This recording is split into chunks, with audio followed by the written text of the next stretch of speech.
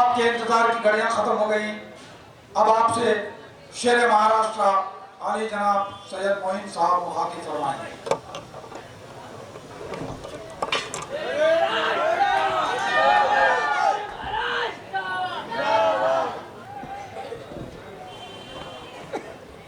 अस्सलामु अलैकुम रहमतुल्लाहि व बरकातुहू। नहमदुहु व नसल्ली अला रसूलिल करीम, अम्मा बाद। औज़ु बिल्लाहि मिनश शैतानिर रजीम। बिस्मिल्लाहिर रहमानिर रहीम। शह नशीन पर तशरीफ फरमा, मजलिस के कायदीन व जिम्मेदार, हल्क़ा मुलकपुर के मजलिस उम्मीदवार गौसुद्दीन तहा साहब और आज के जलसे में मौजूद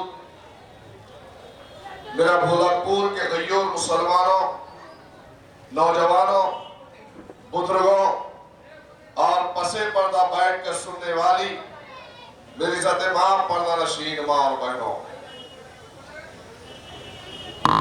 आज का ये जलसा एक इंतखाबी जलसा है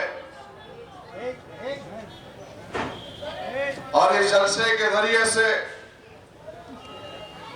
मजलिस इत्तेहाद और मुस्लिमीन आपको मजलिस का पैगाम और फिर इस जमात के उम्मीदवार को आपको वोट क्यों डालना है ये कहने के लिए आई है। वैसे तो जलसे हर बार हालात हाजरा के उन्वान पर मुनक्कद किए जाते हैं और पूरे हिंदुस्तान में वाहिद मजलिस इत्तेहाद और मुस्लिमीन एक सियासी जमात है जो हर वक्त हर हमेशा मिली मसाइल या मिली मफादात पर हालात हाजरा के उन्वान पर जलसों को मुनक्कद कर कर मिल्लत इस्लामिया को हालात से वाकिफ करवाती है। न सिर्फ वाकिफ करवाती है बल्कि बेदार करती है और हालात के संगीनियों को मुसलमानों के सामने रखती है। यही वजह है कि आज जो सियासी शऊर हिंदुस्तान के मुसलमानों में जागा है तो उसकी वजह यही है कि मजलिस इत्तेहाद और मुस्लिमीन ने हिंदुस्तान के मुसलमानों को बार बार ये पैगाम दिया कि हम अगर मुत्तहिदा तौर पर अमले सियासत में अगर हिस्सा लेंगे और ऐवानों में अपने नुमाइंदों को अगर भेजेंगे तो तभी हमारे मसाइल हल हो सकते हैं। और इसी की वजह कि आज इस हल्के में आपके सामने बेशतर मुकर्ररीन ने मुझसे पहले मजलिस की कारगुजारियों को बयान किया है। आप ये समझते हैं और बार बार यही आपको समझाना भी है कि जो क़वानीन बनते हैं तो वो ऐवान पंचायत से लेकर ऐवान बल्दिया हो, ऐवान बल्दिया से लेकर ऐवान असेंबली हो या ऐवान असेंबली से लेकर ऐवान पार्लियामेंट हो, इन ऐवानों में क़वानीन बनते हैं और जो क़वानीन आपके खिलाफ बनते हैं या आपके वफादात में अगर बनते हैं तो उसके लिए बोलना या फिर उठकर खड़े रहना ये आपके नुमाइंदों की जिम्मेदारी होती है। आज मजलिस इत्तेहाद और मुस्लिमीन बार बार अपने जलसों से मुखातिब कर कर सामाईन को यही समझा रही है कि आपको अपने कीमती वोटों का इस्तेमाल भोलकपुर की सरजमीन पर रहने बसने वाले मुसलमानों को अगर मजलिस के हक में करना है तो क्यों करना है? इसलिए कि आपका एक एक वोट कीमती है और इन वोटों की वजह से आपका नुमाइंदा मुंतखब होकर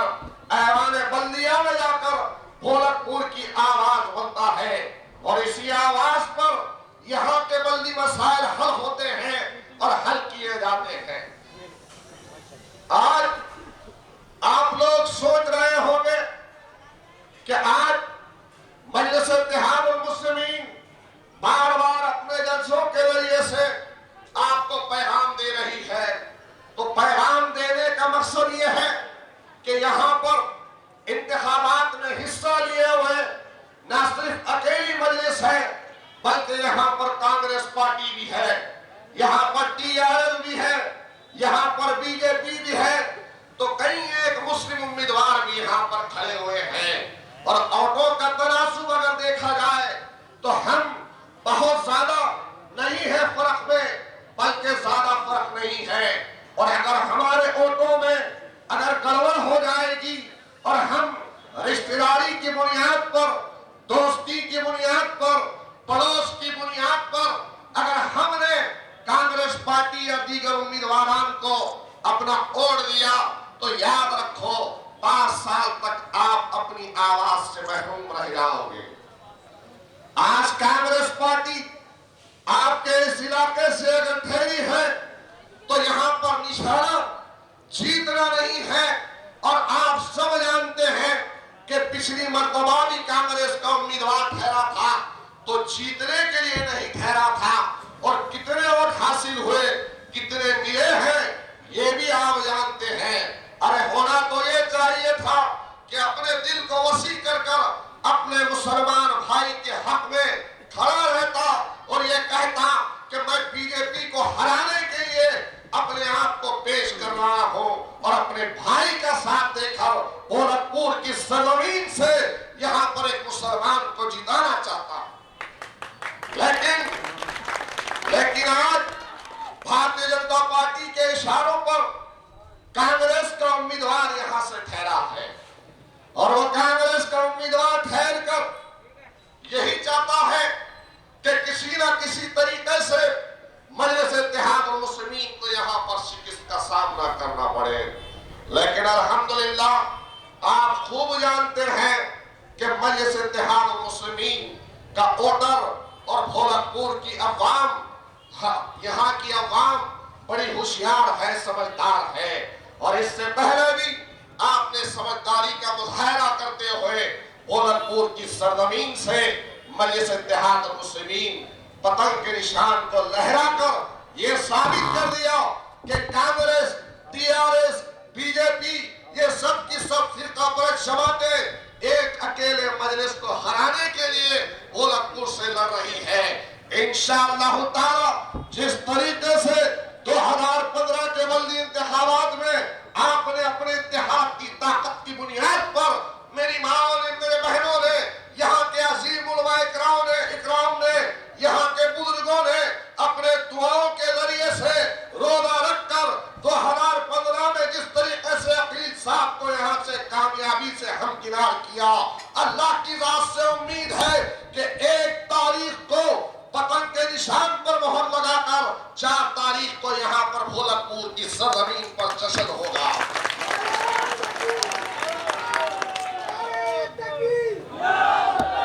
क्योंकि आज ये आपका इलेक्शन सिर्फ भोलकपुर तक महदूद नहीं है। मेरे प्यारे मुसलमानों, याद रखो एक एक सीट की जरूरत होती है, एक एक सीट की जरूरत होती है और उस चीज को हमको याद रखना है। जो लोग हमारे गैर समझदारी का काम कर रहे हैं, कुछ लोग ऐसे भी हैं जो कांग्रेस में वो ये नहीं जानते कि हम क्या कर रहे हैं, कितना बड़ा गुनाह हमसे हो रहा है। वो हमारी माओं को, बहनों को 200-500 रुपए का लालच देकर घरों घर फिरवा रहे हैं और वोटों को खरीदने की कोशिश कर रहे हैं। याद रखो मुसलमानों, एक वोट ये एक आपकी अमानत है। इस अमानत का सही हक तो ये है कि जो आवाज आपके लिए उठती है, जो हायर आपके लिए लड़ता है, आपका अखलाकी फरीजा है, उन पैसों को लात मारकर उस क़यादत का साथ दो। आज हिंदुस्तान में ईमानदारी और दयानतदारी के साथ अपने दिल पर हाथ रख के बतलाओ और ढूंढते हो तो अपने दिलो दिमाग से कि हिंदुस्तान में कोई ऐसा लीडर या कोई ऐसा हायर है जो जमकर ललकारते हुए अगयार की आंखों में आग डालकर मुस्लिम मसाइल पर बात करता है। योगी बोलता है तो कौन जवाब देता है, गिरिराज बोलता है तो कौन जवाब देता है, लाल कृष्ण अडवाणी का जवाब कौन देता है, उमा भारती, परवीन तोगड़िया, मोहन भगवत, फिर मोदी, योगी, ये जितने फिरका परस्त अनासिर हैं, ये जब कभी भी मुसलमानों के खिलाफ बोलते हैं, चाहे मुसलमानों को जेलों में डालने की बात हो या 3 तलाक की बात हो या सीएए शहीद कर कर उसके ऊपर जो फैसला आया, उस पर जो बहस और मुबाहिसा हुआ, या फिर अखलाक को मारा गया, तो किसने आवाज उठाई? तबरेज आलम हैदराबाद का नहीं था, अखलाक उत्तर प्रदेश का था, मोहसिन वहां पर पूना का सोलापुर महाराष्ट्र का था।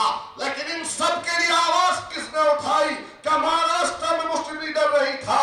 क्या उत्तर प्रदेश में मुस्लिम लीडर नहीं था? क्या कर्नाटक में, झारखंड में, बिहार में मुस्लिम लीडर नहीं था? थे, लेकिन सबकी जबानें खामोश थी। अरे आवाज उठती है तो आपके हैदराबाद दारुस्सलाम से आवाज उठती है। क्या ये हैदराबाद के भोलापुर के गय्यूर मुसलमानों, क्या ये तुम्हारे लिए फख्र की, एजाज की बात नहीं है? अरे ऐसी क़यादत पे कुर्बान जाए, ऐसी क़यादत पे कुर्बान जाए जो दिन रात उम्मत मुस्लिमा की फिक्र में। सोचो मेरे प्यारे मुसलमानों, आज बहुत लीडरान है, आरजेडी में मुस्लिम है, एनसीपी में मुसलमान है, कांग्रेस में मुसलमान है, समाजवादी में मुसलमान है, जितनी पार्टियां हैं कुछ कुछ उसमें मुसलमान है। लेकिन मुसलमान है तो कैसे है कि जो आका का हुक्म आता है गर्दन हिलाते हैं, मुस्लिम मसाइल पर जुरातमंदी का मुजाहरा नहीं करते। फिर क्यों कर उनको और दे? किस मुंह से कांग्रेस पार्टी आकर आपके हल्के में और मांग रही है और का मुतालबा कर रही है? क्या आप नहीं पूछेंगे?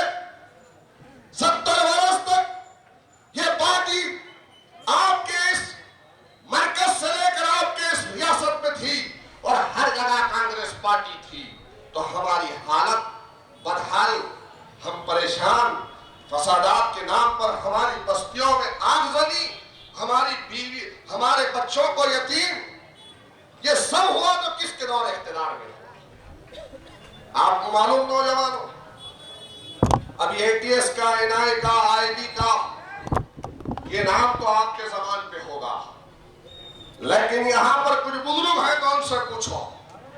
मीसा जैसा कानून बना था एक जमाने में, वो कानून ऐसा कानून था कि बरसा बरस तक कोई ना फरियाद होती थी ना दाद होती थी।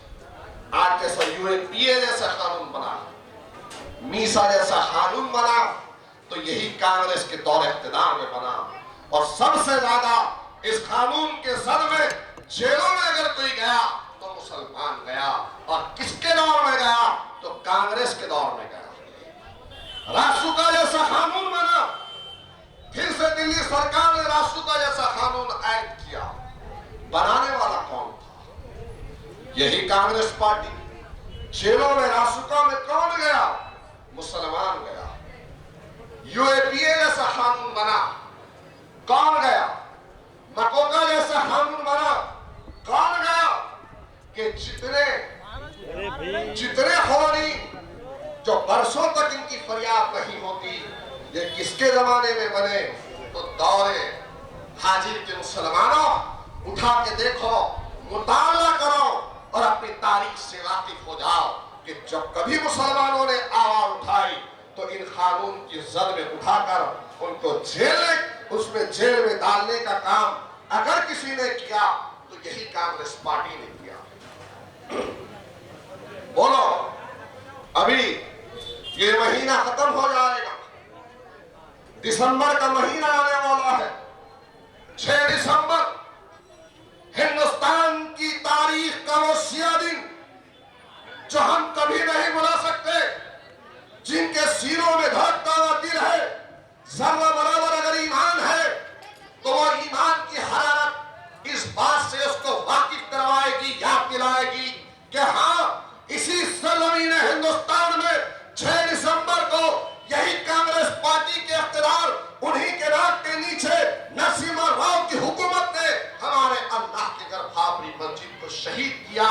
और उसके बाद फैसला आता है तो उन्हीं के दौर इख्तियार में आता है। शीरा रिवाज भी किसने किया, कराया था? यही राजीव गांधी ने करवाया था। और उसके बाद आज का सूरत हाल है कि कांग्रेस पार्टी के लीडर ने कहा कि शुरुआत हमने की थी, खत्म तुमने किया। कांग्रेस के लोग किस मुंह से आते हैं? न हमको रोजी मिलती है, न रोटी मिलती है, न रिजर्वेशन मिलता है, न तालीम मिलती है, न बच्चों के लिए स्कूल है, कुछ नहीं है।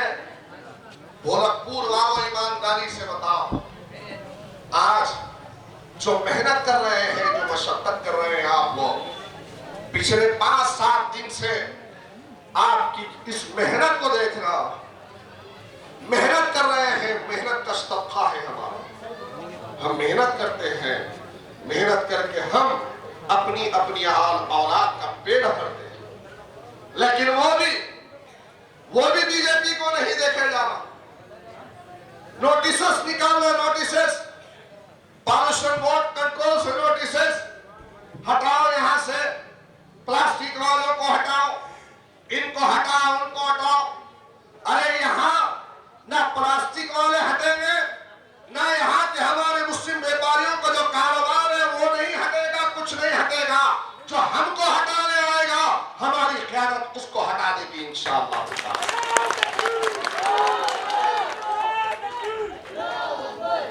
मैं आपको डराने के लिए नहीं बोल रहा हूं मेरे भाई, अल्लाह गवाह है, मैं आपको डराने के लिए नहीं बोल रहा, लेकिन हकीकत बता रहा। भारतीय जनता पार्टी की हुकूमत उत्तर प्रदेश में आई, सबसे ज्यादा बीफ का कारोबार करने वाला वहां का मुसलमान था। सबसे ज्यादा चमड़े का कारोबार, बीफ का कारोबार, हड्डी की प्रोसेसिंग, ये सब कारोबार करने वाले वहां के मुसलमान, बड़ी बड़ी इंडस्ट्रीज थे वहां पे।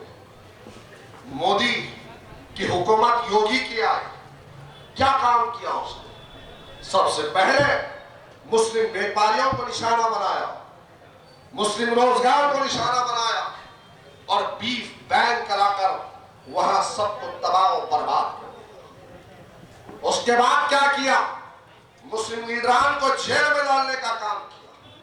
अरे आज ये भी वक्त है कि जो लोग मुस्लिम हैं उत्तर प्रदेश के, जो कल तक मजलिस को बी टीम कहते थे, उत्तर प्रदेश की सरजमीन से ये भी आवाज आई कि अगर अवैसी होता तो आजम खान जेल में नहीं जाता।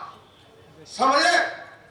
वहां के समाजवादी के लोगों का कहना है कि हम समाजवादी में हैं, हमने बरसों लगा दिए समाजवादी के लिए, लेकिन आजम खान के लिए कोई आवाज नहीं उठा। अरे आज कुर्बान जाए अवैसी खानदान के, कुर्बान जाए अवैसी बरादर के, कि आज मुसलमानों के लिए लड़ रहे हैं, डट का फिरका परस्तों से मुकाबला कर रहे हैं। अरे हमको बी टीम सी टीम कहने वालों, कांग्रेस के गलील गुलामों, मध्य प्रदेश में तुम्हारे कांग्रेस से जीतकर 26 एमएलए आते हैं, चले जाते हैं भारतीय जनता पार्टी में जीतकर। शेड्यूल के नाम पर असम में जीत के आते हैं कांग्रेस पार्टी से, चले जाते हैं बीजेपी में। मणिपुर से जीतते हैं, चले जाते हैं बीजेपी में। कर्नाटक आपके पड़ोस की रियासत में जीत के आते हैं। अब आप खास तौर से मुसलमानों ने बीजेपी को रोकने के लिए कांग्रेस का साथ दिया, तो कांग्रेस के 16 विधायक, 16 एमएलए भारतीय जनता पार्टी गोद में जाके बैठे। मोदी आज हमसे बोल रहे हो मुकाबला करने के लिए कुछ नहीं है, तो फिर एक ही बात नजर आती है, ओवैसी एमआईएम, ओवैसी एमआईएम। अरे कब तक बोलोगे, कब तक बोलोगे? और यहां बीजेपी क्या कर रही है? बीजेपी फिरका परस्तों को एक जगह जमा करने के लिए संघ परिवार, मोहन भागवत, आरएसएस के लोग, बीजेपी के लोग मैनिफेस्टो में मोदी की फोटो नहीं डाले, वो टकले की फोटो नहीं डाले। टकला बोले तो समझते ना कौन है? जरा जोर से बोलो, डरो मत, भोलापुर है, अपना इलाका है। अरे ऐसा डरो मत, ये तो हैदराबाद है, भोलापुर है, मुसलमानों की अक्सरियत है। अरे 56 मोदी, शाह, योगी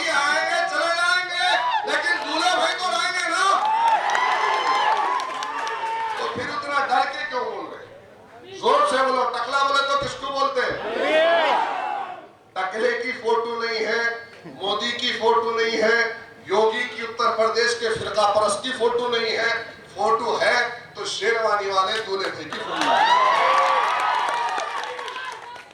अजीब हाल है, एक तरफ कांग्रेस हमको बीटी मोड़ी, दूसरी तरफ बीजेपी एमआईएम को फिरका परस्त, देशद्रोही, पाकिस्तानी, जिन्ना, ये सब अल्फाज से नवाज रही। सोचो ये सब क्यों हो रहा? ये होने की वजह तुम्हारा इत्तेहाद है मुसलमानों। तुम पूरे हिंदुस्तान में इस बात के लिए तुमको फख्र करने की जरूरत है कि हिंदुस्तान में इत्तेहाद का मुजाहरा किसी जमात ने किया तो मेरे से इत्तेहाद मुस्लिमीन ने किया, तुमने किया, हैदराबाद के तेलंगाना के मुसलमानों ने। अरे आज यही तो इत्तेहाद पूरा हिंदुस्तान चाह रहा। दारुस्सलाम में किसी वक्त में सिर्फ तेलंगाना हैदराबाद के लोग आते हैं, लेकिन आज तुमको फख्र करने की जरूरत है, तुमको खुश होने की जरूरत है, तुमको सर और गर्दन ऊंचा करके फिरने की जरूरत है, क्योंकि आज तुम्हारे इत्तेहाद को सलाम करते हुए कर्नाटका का मुसलमान हैदराबाद का रुख कर रहा है, बिहार का मुसलमान दारुस्सलाम का रुख कर रहा है, उत्तर प्रदेश का मुसलमान रुख कर रहा है तो हैदराबाद का कर रहा है, महाराष्ट्र का मुसलमान हैदराबाद का रुख कर रहा है, बिहार का मुसलमान हैदराबाद का रुख कर रहा है, और इंशाअल्लाह ताला आने वाले असेंबली में वेस्ट बंगाल का मुसलमान भी हैदराबाद का रुख करेगा और वहां से अल्लाह हमको कामयाब करेगा। क्योंकि मेरे भाई हैदराबाद के मेरे गरीब मुसलमानों, आपने अजीम और आपने बहुत बेहतरीन फैसला लिया था मुल्क की आजादी के बाद। वो फैसला शायद उस वक्त के लोगों को जो हैदराबाद से हटकर है समझ में नहीं आया होगा, लेकिन आज दुनिया मान रही है कि फख्र मिल्लत अलैहिर्रहमा का फैसला जिसकी आवाज पर हैदराबाद के गरीब मुसलमानों ने लब्बैक किया था, उस आवाज पर पूरी दुनिया आज कायल है, पूरा हिंदुस्तान कायल। कौन आवाज उठाता है मेरे भाई? कौन उठाता है? कौन है हमारा हिंदुस्तान में? अरे आज टीवी डिबेट पे अच्छे अच्छों को छिक्का छुड़ा देते हैं ओवैसी साहब, जो बैठता है परेशान हो जाता है, बड़बड़ाता है, बात करने नहीं आती। क्यों? क्योंकि अल्हम्दुलिल्लाह अल्लाह ताला ने सारी सलाहियतों से असदुद्दीन ओवैसी साहब को नवाजा। ये गरीब मुसलमानों की दुआएं हैं, उनके गम की आवाज है। आज असदुद्दीन ओवैसी साहब मुसलमानों की हिम्मत और हौसला है। आज हमको फख्र करने की जरूरत है कि हैदराबाद में अल्लाह तबारक व तआला ने ऐसे खानदान को पैदा किया, जन्म दिया, जो आज पूरे हिंदुस्तान की नुमाइंदगी कर रहा है। क्या ये हकीकत नहीं है मेरे भाई? क्या हकीकत नहीं है? आप बोलो कि बीजेपी, शिवसेना, अभिनव भारत, राम सेना, विनय कटिया, परवीन तोगाड़िया और फिर ठाकरे, महाराष्ट्र में ठाकरे भी बहुत बोलता था ठाकरे। हिंदुस्तान की पाकिस्तान, खबरस्तान के मुसलमान, मोहन भागवत, आरएसएस के लोग सब बोलते थे, और ये जब बोलते थे तो हमको तकलीफ होती थी कि हमारी तरफ से भी कोई बोलने वाला खड़ा। अल्हम्दुलिल्लाह आज बोलने वाली आवाज है, और ये जब आवाज बोली, ये आवाज खड़े हुए, अकबर साहब ने जब बोलना शुरू किया तो ये किरण जो कांग्रेस की आखिरी किरण थी, अकबर साहब को जेल में डाले नहीं डाले। हुकूमत किसकी थी? कांग्रेस की हुकूमत थी ना, थी कि नहीं? और हमारे कायद को जेल में अगर किसी ने डाला तो किसने डाला? बीजेपी, मोदी, गिरिराज, ठाकरे, योगी सब बोले तो कभी कोई मुकदमा दायर नहीं होता, कभी इनके खिलाफ में कुछ नहीं होता, और जब अकबर साहब ने एक मर्तबा बोले तो उनको जेल में डाला गया। वाह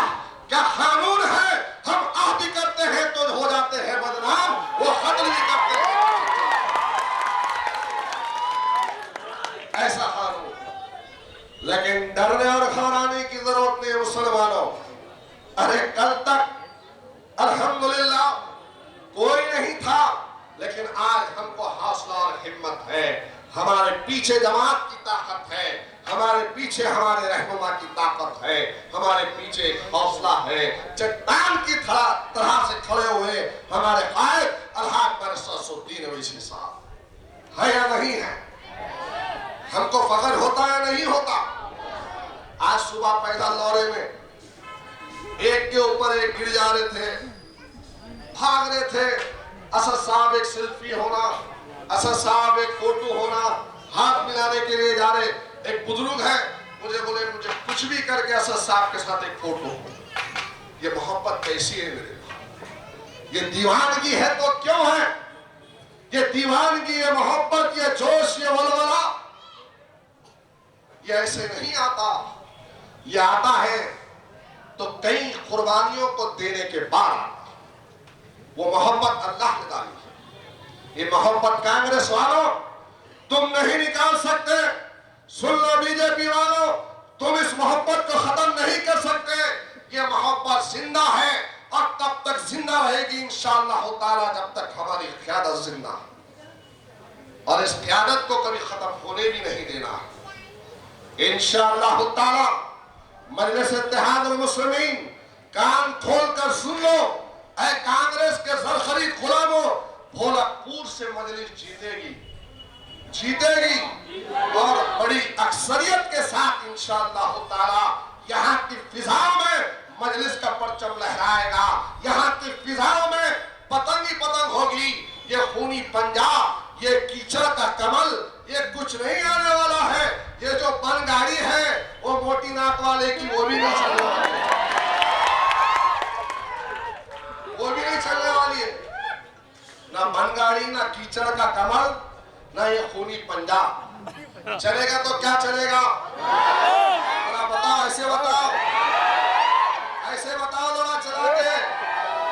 और फिर सुनो, आगे सुनो, कैसे चलाना है पतंग को। डरना नहीं है, घबराना नहीं है।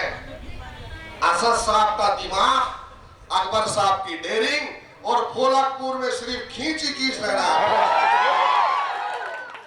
ऐसे पतंग उड़ाना है, उड़ाएंगे ना इंशाअल्लाह ताला, उड़ाएंगे इंशाअल्लाह। हाथ उठा के पीछे की सब तक कहो कि इंशाअल्लाह मजलिस इत्तेहादुल मुस्लिमीन का हम लोग साथ देंगे, सब साथ देंगे इंशाअल्लाह। जरा हाथ उठाओ सभी लोग, बताओ इंशाअल्लाह साथ देंगे। यहाँ की सरजमीन के गयूर मुसलमानों, ये बल्लियां